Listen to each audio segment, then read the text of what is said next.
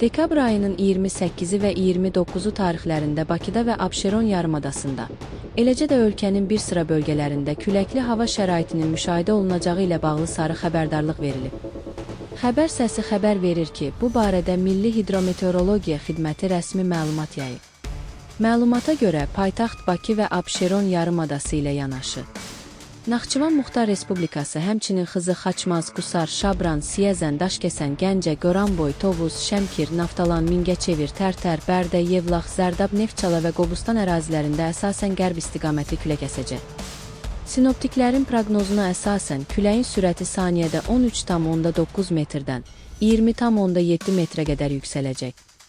Güclü külək səbəbilə bəzi ərazilərdə narahatlıq yarada biləcək hava şəraiti gözlənilir.